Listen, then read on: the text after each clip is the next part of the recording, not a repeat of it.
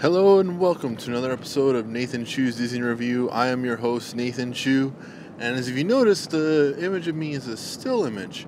I'm kind of making this episode on the go because I've been just busy with work and the holiday season, just everything. So I'm making this episode as I go, and you're just gonna see a picture of me for what's normally the intro and extra to the review.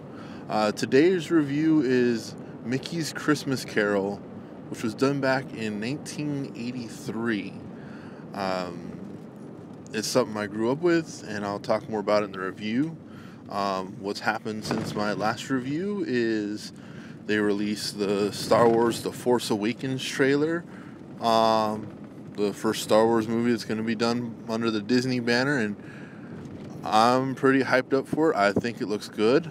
Everyone's hating, well, not everyone. There's a lot of people hating on the new lightsaber design.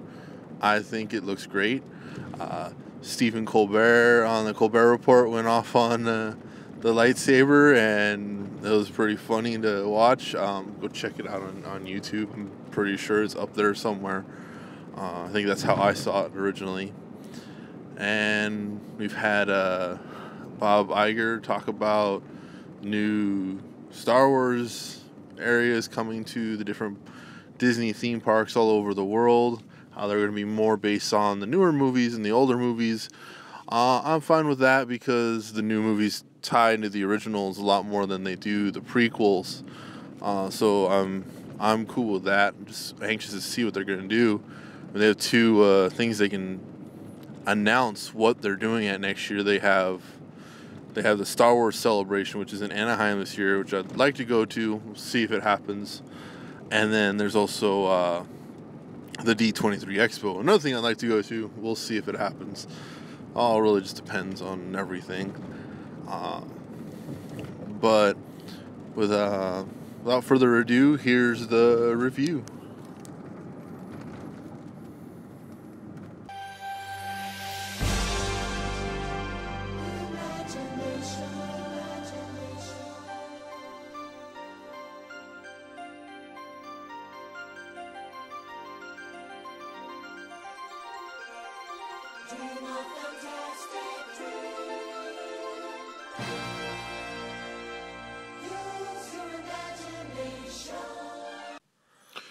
Mickey's Christmas Carol. Mickey's Christmas Carol is a short animated film done in 1983 that played before The Rescuers when The Rescuers was released in December. Now, Mickey's Christmas Carol is one of my favorite Christmas carols ever. I grew up watching this. Like it came out maybe like 3 weeks after I was born. I was born in 83. And so I grew up with it, and I just always loved it. Like, it was just something about it that I always loved. You got Scrooge McDuck playing Ebenezer Scrooge fittingly. Mickey Mouse is Bob Cratchit. Goofy is Jacob Marley. Jiminy Cricket is the Ghost of Christmas Past. Willie the Giant, which was in Fun and Fancy Free, is the Ghost of Christmas Present, and Pete is the Ghost of Christmas Future. You got Donald Duck, who plays Scrooge's nephew, who he is. Mr. Toad is Fezziwig, and more people would have known Mr. Toad back then than they do now, other than the ride. I have a feeling that more people know him for the ride than the actual movie. Obviously, Minnie Mouse is Emily Cratchit, and you got different, and then just a couple other different characters you could see in the background and whatnot.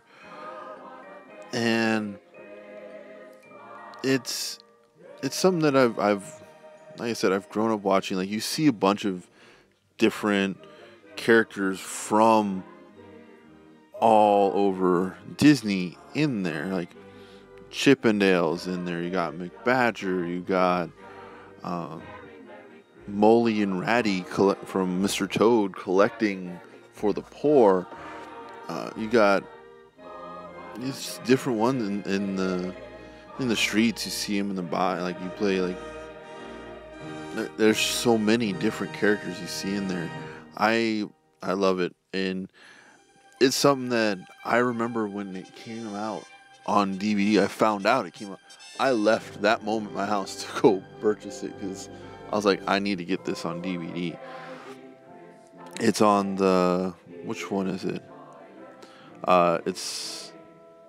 It's in Walt Disney Treasures Mickey Mouse in Living Color Volume 2, and then it also came out later in Disney's Animated Collection Volume 7, as well as on Blu-ray.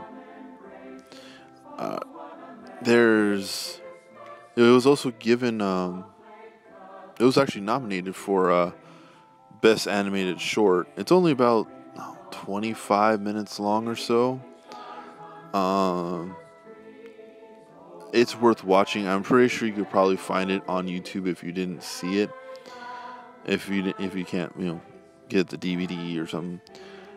And it's like, it still has like, even though it's only 30 minutes, like I still think it's one of the best ones. Most of the time when you see Christmas carols, they're an hour and a half. You got like Scrooge, you got A Christmas Carol, which Disney did with Jim Carrey. And apparently that's closer to the book. I've never read a Christmas Carol book. But it's really dark. Like, Mickey's one is one that's for the whole family. Like this one, and then Muppets Christmas Carol, which was also done by Disney, is another one that I love as well. But I cannot go, once I got it on DVD, I could not go any period of time without seeing it. I have to watch it every year, at least once, and I could hardly wait to show my kids in the future. It was the first Mickey theatrical cartoon in over 30 years, with the exception of re-releases. Like, it was an original thing for it. Mickey had not been in theaters since a cartoon known as The Simple Things in '53.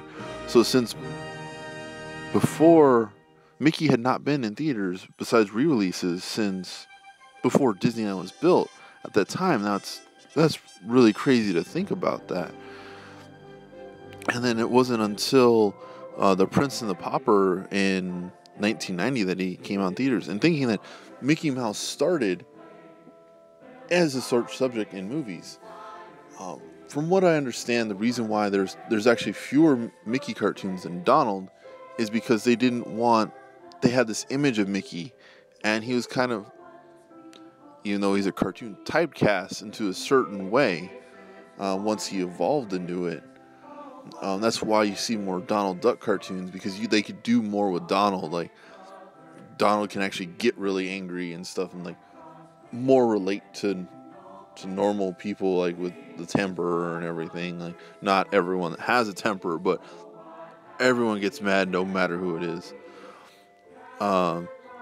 Also, from reading Wikipedia, looking it up, it was the only Mickey Mouse short. Apparently, John Lasseter was actually involved as an animator, which he was an animator for Walt Disney because he went through the studios before ever forming Pixar, which he actually worked for Lucasfilm and Pixar. So there's a lot came together for this, and that's why I say it's like a must-watch for anyone. I don't know if they really show it that much on TV anymore, just because I have the DVD, so I don't pay attention. But it's something I believe they should always show, because it is only 30 minutes. You can put it in a 30-minute slot. Everyone can watch it. And it's worth it. Yeah.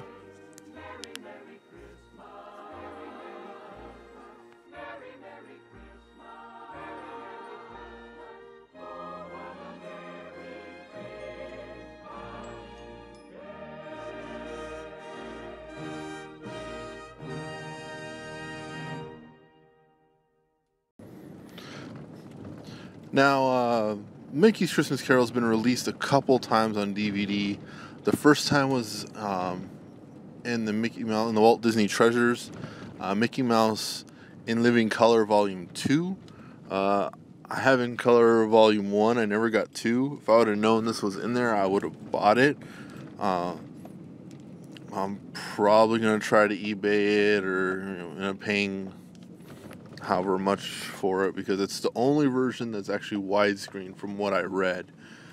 And it was also released on DVD, like I said in the review, and then also recently released on Blu-ray, which I was going to get, but I read the Blu-ray was not that great. If the Blu-ray had the widescreen on it, which I'm going to double check when I go into work later to see, but from what I read, it's the 4:3. Yeah, I read it wasn't that good on Blu-ray. They didn't really increase the quality too much, so probably not going to get that. Don't need to spend money on double dipping on everything that comes out. Normally, I only get it again if the quality is increased better or there's a lot of good bonus features. But hope you enjoyed the review. I'm gonna try to make another Christmas one before Christmas. Hopefully, I get a chance to, and with the return of a live action opening and ending. But you guys have a good one, and if I don't have another review for Christmas, hope you guys have a Merry Christmas or Happy Holiday for whatever holiday you celebrate. I celebrate Christmas, so I say Merry Christmas. And remember,